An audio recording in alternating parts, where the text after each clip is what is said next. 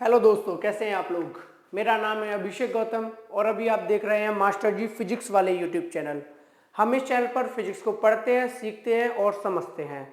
हमारी आज की जो वीडियो है वो वीडियो है क्लास 9th के बच्चों के लिए वर्क एंड एनर्जी चैप्टर से, जिसमें मैं डिस्कस कर रहा हूं जो एस चंद की बुक है, लखमीर सिंह मंजीत कौर। एस चंद की जो बुक है ना, एनसीईआरटी के अलावा जो रेफरेंस बुक आप पढ़ते हो उस बुक से मैं क्वेश्चन आंसर्स करा रहा हूं। ऑलरेडी मेरी एक वीडियो आ चुकी है जिसमें मैं क्वेश्चन नंबर 1 से लेकर 15 तक डिस्कस कर चुका हूं।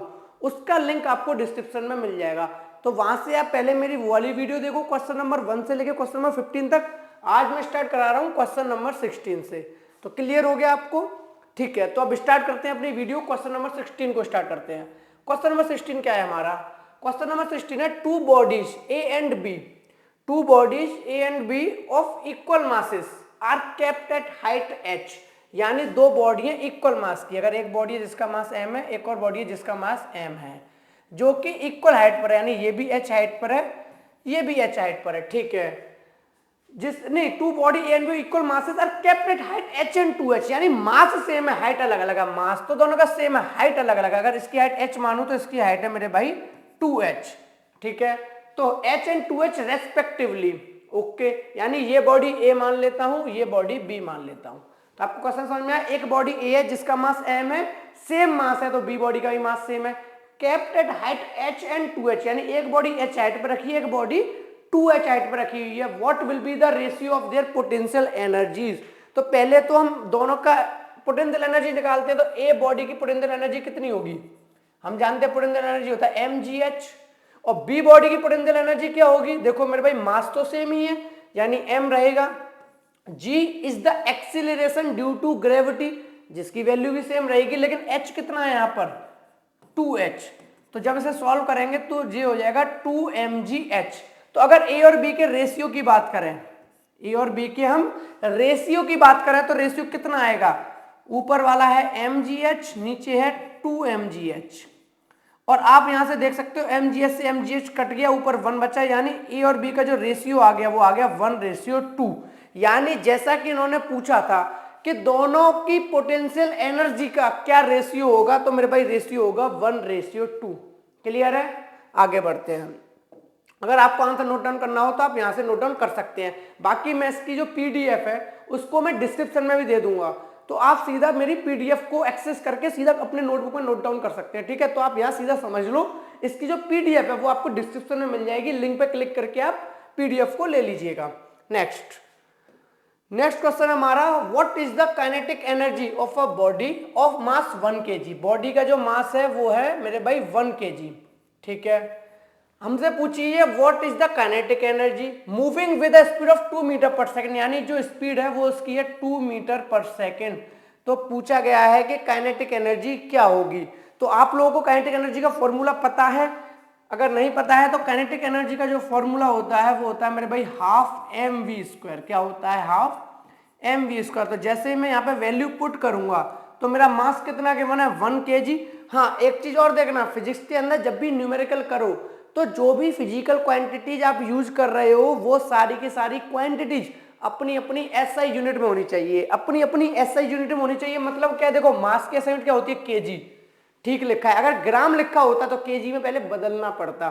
तो ये जरूर चेक करें कि गिवन क्वांटिटी अपनी एसआई यूनिट में है या नहीं है। वेलोसिटी मीटर पर सेकेंड, हाँ भाई, वेलोसिटी की SI unit metre per second ही होती है, तो आपको ये भी क्लियर है। यानी एसआई यूनिट तो ठीक है, तो वैल्यू पुट कर दो, कितना है? 2। 2 से 2 कैंसिल आउट, यानी कि एनर्जी आ गई 1 जूल। कितनी एनर्जी आ गई मेरे भाई? 1 जूल। क्लियर है? तो यानी कि जो बॉडी जिसका मास 1 kg, अगर वो 2 मीटर पर सेकंड से चलेगी तो उसके अंदर जो काइनेटिक एनर्जी होगी वो 1 जूल होगी। ठीक है, आगे बढ़ते। किसी भी तरह का कोई भी डाउट हो तो मेरे भाई कमेंट सेक्शन में कमेंट कर देना, ये इसका आंसर है जो मैंने अभी कराया।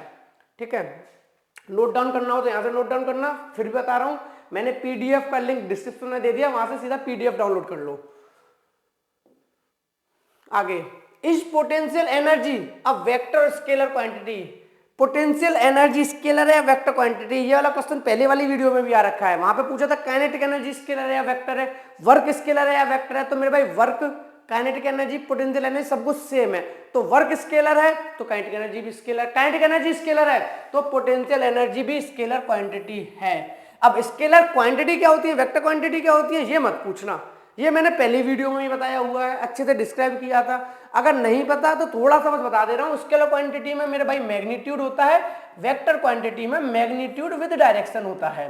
ठीक है, बहुत ज्यादा डिटेल में नहीं जाऊंगा, मैग्नीट्यूड प्लस डायरेक्शन, अब आपको याद आ गया होगा। और इसमें होता है ओनली मैग्नीट्यूड, क्या होता है मेरे भाई, ओनली मैग्नीट्यूड। ठीक है, आगे बढ़ते हैं, नेक्स्ट क्वेश्चन। फिर ये आंसर लिखा हुआ पोटेंशियल एनर्जी है only magnitude so it is a scalar quantity. Next question, a load of 100 kg is pulled up by 5 metre. एक लोड है 100 kg का, ठीक है भाई, 100 kg का एक लोड है जिसको पुल्ड अप कर दिया, ठीक है भैया, भाई 5 मीटर, 5 मीटर ऊपर ले जाके पुल्ड अप कर दिया, बांध के रख दिया। Calculate the work done. फिर से वही सिंपल, वर्क डन क्या होता है मेरे भाई, force into displacement. Work done क्या होता है, फोर्स इनटू डिस्प्लेसमेंट। अब आप कहोगे कि सर हमें तो फोर्स नहीं पता, तो एक बात बताओ, जो इस बॉडी का वेट होगा उतनी फोर्स लगानी होगी, जो इस बॉडी का क्या होगा, वेट होगा। क्योंकि एक बात बताओ, किसी बॉडी को ऊपर उठाना है तो उस बॉडी का जो वेट होता है उतनी हमें क्या लगानी पड़ती है, फोर्स लगानी पड़ती है। अगर उससे कम फोर्स लगाएंगे बॉडी ऊपर नहीं जाएगी। यानी कितना तो क्लियर है, अगर बॉडी का वेट जो है उसके बराबर फोर्स लगानी पड़ेगी। तो क्या मैं अगर इस बॉडी का वेट पता कर लूं तो मुझे पता चल जाएगा कितनी फोर्स लगाई होगी, बिल्कुल सही। इस बॉडी का वेट क्या होगा, वेट होता है मेरे भाई mg, ठीक है। तो फोर्स की जगह क्या लगा सकता हूं मैं, mg, क्योंकि जितना वेट है उतनी तो फोर्स लगाओगे, तो फोर्स की जगह लग गया mg। और d क्या होता है, डिस्प्लेसमेंट, यानी कितनी हाइट तक गया, कितनी दूर गया, तो डिस्प्लेसमेंट के h लिख दूं तो वर्क डन इक्वल टू क्या आ गया, mgh। अब आप कहोगे सर ये तो पोटेंशियल एनर्जी का फॉर्मूला आ गया, तो वही तो बोल रहा हूं मेरे भाई, जो पोटेंशियल एनर्जी होती है वो वर्क डन ही तो होता है। मैं चाहता तो डायरेक्ट पोटेंशियल एनर्जी लगा सकता था mgh, फिर तुम कहते कि सर पूछा गया है वर्क डन, पूछा गया है वर्क डन और आप लगा रहे हो पोटेंशियल एनर्जी का फॉर्मूला। तो मेरे भाई कॉन्सेप्ट की वजह से मैं यहाँ पे समझा रहा हूं कि वर्क डन भी पोटेंशियल एनर्जी ही है। तो वर्क डन भी कितना आया, mgh, तो पोटेंशियल एनर्जी डायरेक्ट लगाते तो गलत थोड़ी नहीं था। तो अब आपको क्लियर हो गया ना कि वर्क डन और काइनेटिक एनर्जी, पोटेंशियल एनर्जी सब कुछ सेम है। अगर भैया फोर्स और डिस्प्लेसमेंट पता है तो वर्क डन फॉर्मूला लगा दो, अगर फोर्स नहीं पता, मास और वेलोसिटी पता है, काइनेटिक एनर्जी लगा दो। भैया मास और वेलोसिटी नहीं पता, मास तो अगर पता होना चाहिए, वेलोसिटी नहीं पता तो mgh लगा के देख लो, शायद उसमें अगर हाइट हो तो, अगर हाइट नहीं है तो mgh नहीं लगेगा। फिलहाल मैं अपने क्वेश्चन पे वापस आता हूं। वर्क डन कितना निकल के आया, mgh, भैया पुट कर दो, m कितना है 100 kg, g कितना है, यहां इन्होंने बोल रखा है 9.8, यूज कर लो 9.8 मल्टीप्लाई भाई हाइट कितनी है, हाइट है मेरी 5 मीटर, यानी 500 मल्टीप्लाई बाई 9.8, पॉइंट हटा के नीचे जीरो लगा लो, जीरो से जीरो हो गया, यानी ये बचा 50 इंटू 98, 50 इंटू 98, इतना हमें वर्क करना पड़ेगा, ठीक है। यानी इतना वर्क करना पड़ेगा जूल, ठीक है। कैलकुलेशन देख लेना भैया, थोड़ी बहुत गलती हो सकती है, ठीक है। नेक्स्ट क्वेश्चन की तरफ बढ़ते हैं। हमारा उतना ही है 4900 जूल, ठीक है। तो भाई मैंने समझाया, मास गिवन था, हाइट गिवन थी, कितना वर्क होगा potential energy mgh, value put की 4900 जूल एनर्जी होगी, क्लियर है। या इतना वर्क किया गया होगा, जितना वर्क किया उतनी एनर्जी स्टोर हो गई। तो इसे दो तरीके समझ लो, या तो कह लो इतना वर्क किया गया, इतना उस बॉडी पर वर्क किया गया और जितना वर्क किया गया उसमें स्टोर हो गया, कितनी मेरे पे एनर्जी है, कितनी एनर्जी है 4900, और कौन सी एनर्जी है, पोटेंशियल एनर्जी है, क्लियर है। आगे बढ़ते हैं नेक्स्ट क्वेश्चन। नेक्स्ट क्वेश्चन क्या है हमारा, state whether the following statement is true और फॉल्स।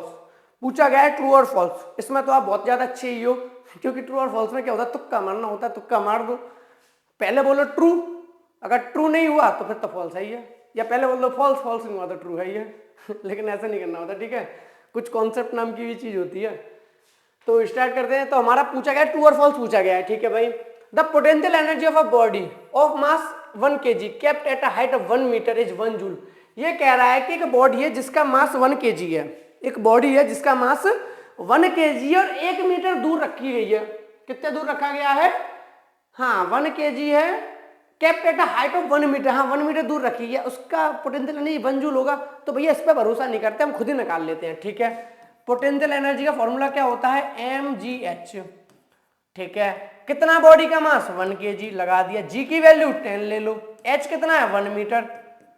भैया हमारा तो आया है 10 जूल, कितना जूल आया है पोटेंशियल एनर्जी 10 जूल, और ये भाई साहब कह रहे हैं कि भाई पोटेंशियल एनर्जी है 1 जूल। इनको सही मान है कि हम अपने कैलकुलेशन सही मान है? भैया हम ठीक है, क्योंकि हमने तो फॉर्मूले से किया है, फॉर्मूला भी तो उन्होंने दिया था। तो पोटेंशियल एनर्जी कितनी है उस बॉडी की जिसका मास 1 kg है, 1 मीटर के डिस्टेंस पर रखा है या 1 मीटर की हाइट पर रखा है, उसमें भैया वर्क डन या एनर्जी है 10 जूल, और ये कह रहा है 1 जूल। तो आंसर हो गया फॉल्स, ये बिल्कुल गलत कह रहा है। अबे भैया ये एफ है। ठीक है, फॉल्स। ठीक है, 10 जूल होगा ना कि 1 जूल होगा। नेक्स्ट आगे बढ़ते हैं। वही एक्सप्लेन किया है इन्होंने, देखो 9.8 लगाया से 9.8 आया, कंफ्यूज मत होना, बात बात पे कंफ्यूज हो जाते हो। देखो मेरे भाई जी की वैल्यू का फर्क है, बस जी की वैल्यू हमें पता है ना, जी की वैल्यू या तो ले सकते हो 10 मीटर पर सेकंड स्क्वायर, या जी की वैल्यू ले सकते हो 9.8 मीटर पर सेकंड स्क्वायर। ठीक है, तो हमने जी की वैल्यू 10 ले ली थी, इसलिए 1 × 10 × 1 हमारा 10 आ गया था, इन्होंने 9.8 ले लिया तो इनका 9.8 जूल आ गया है। ठीक है, कोई बहस वाली बात नहीं है। ओके, नेक्स्ट क्वेश्चन क्या है हमारा, what happens to the potential energy of a body when its height is doubled. Potential energy के साथ क्या होगा जब उसकी हाइट डबल कर दो। तो पहले ये तो पता करो कि हाइट पर डिपेंड करती है कि नहीं करती है। हाँ भाई पता है हाइट पर डिपेंड करती है। तो पोटेंशियल एनर्जी क्या होता है, पोटेंशियल एनर्जी होता है मेरे भैया mgh। पोटेंशियल एनर्जी क्या होता है, mgh, यानी कि आपका मास कोई बदलाव नहीं है, जी में बदलाव करने की हमारी औकात नहीं है, क्योंकि भैया जी हम थोड़ी ना देख रहे, जी तो हमारा अर्थ का फोर्स है, वही एक्सीलरेशन लगा रहा है। हाँ भाई इन्होंने हाइट की बोली है, इन्होंने किसकी बोली है, हाइट की बोली है। हाइट क्या कर दी है, डबल। तो हाइट जब डबल कर दोगे तो क्या हो जाएगा, 2 बाहर आ गया mgh, यानी पहले mgh था तो बाद में क्या हो गया 2 टाइम्स, क्या हो गया 2 टाइम्स हो गया, दुगना हो गया। तो वही पूछा है कि पोटेंशियल एनर्जी के साथ क्या होगा जब हाइट को डबल कर दो। जब हाइट को डबल कर दो तो पोटेंशियल एनर्जी भी डबल हो जाएगी, यानी 2 गुनी हो जाएगी, यानी कि 2 टाइम्स हो जाएगी। नेक्स्ट क्वेश्चन, हाँ वही लिखा है पोटेंशियल एनर्जी डायरेक्टली प्रोपोर्शनल है, height is double, potential energy also double. ठीक है, आगे बढ़े। ठीक है, next question number 22, what kind of energy is possessed by the following. किस टाइप की एनर्जी पजेस्ड की हुई है, ये मैं पहली वीडियो में भी करा चुका हूं, फिर से आया फिर से करा ले, देखते हैं क्या क्या है। A stone kept on the roof top, छत पर रखा हुआ स्टोन है, कौन सी एनर्जी है भाई, चल तो रहा नहीं है, रुका हुआ है, लेकिन छत पर है, तो भाई हाइट तो है ना उसकी। और हमें पता है जब भी कोई हाइट पर चीज होती है, भले ही रुकी हुई हो, उसमें एनर्जी होती है, और कौन सी एनर्जी होती है, पोटेंशियल एनर्जी। तो इसका आंसर हो गया मेरे भैया पोटेंशियल एनर्जी। रनिंग कार चल रही है, हवा में चल रही है कि रोड पे चल रही है, ग्राउंड पे चल रही है, भैया ग्राउंड पे चल रही है, हवा में तो नहीं चल रही, यानी कार हाइट पे नहीं है, तो पोटेंशियल एनर्जी तो है नहीं। कार चल रही है, रोड पे चल रही है, यानी वेलोसिटी है, इट मींस काइनेटिक एनर्जी। क्या होगी, kinetic energy. Water stored in the reservoir of the dam, water store है, किसी को होल्ड करके रखा हुआ है, किसी की पोजीशन, किसी की शेप बना के रखी हुई है, वाटर को होल्ड करके वाटर को एक शेप में रखा हुआ है।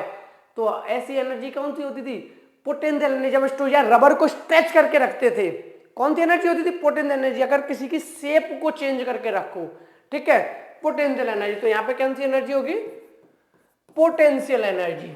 अब कंप्रेस्ड स्प्रिंग को कंप्रेस्ड करके रखा है, उसकी पोजीशन बदल के रखी है, उसकी शेप बदल के रखी है, छोड़ोगे एकदम से निकलेगी, तो दबा के रखी है, शेप में चेंज करके रखा है, इट मींस कौन सी एनर्जी है, चल तो रही नहीं है स्प्रिंग, बस दबा के रखी हुई है, पोटेंशियल एनर्जी।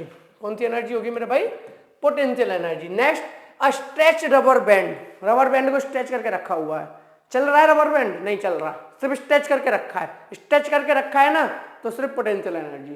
कैसी एनर्जी होगी, पोटेंशियल एनर्जी। क्लियर है, ये था question number 22, potential, kinetic, potential. तो इसमें आंसर दिया हुआ है, यहां पे लिख दिया देखो, potential, kinetic, potential, potential potential. ठीक है, तो ये इसके आंसर है। तो नेक्स्ट वीडियो में हम इसके आगे के क्वेश्चन आंसर डिस्कस करेंगे। अगर आपको ये वीडियो पसंद आई हो तो मेरे भाई अपने दोस्तों के साथ थोड़ा सा शेयर कर देना, वो लोग भी कुछ क्वेश्चन आंसर्स कर लेंगे। ठीक है, और आपको थोड़ा कुछ समझ भी आया हो तो भाई वाला सजेशन या भाई वाला फीडबैक, एप्रिसिएशन देना है या सजेशन देना है, जो भी देना है छोटा सा कमेंट करके चले जाना बस एक वीडियो पे। ठीक है, तो मिलते हैं फिर नेक्स्ट वीडियो में कुछ नए क्वेश्चंस के साथ। कुछ नए क्या, क्वेश्चन नंबर 22 के बाद ही करूंगा, ये मेरी सीरीज चल रही है तो आप जुड़ते जाओ। एक वीडियो आ चुकी है, दूसरी वीडियो में 22 तक हो गया, आने वाली वीडियो में 22 से आगे का डिस्कशन होगा। ठीक है, तो मिलते हैं फिर नेक्स्ट वीडियो में नए क्वेश्चंस के साथ। Thank you so much.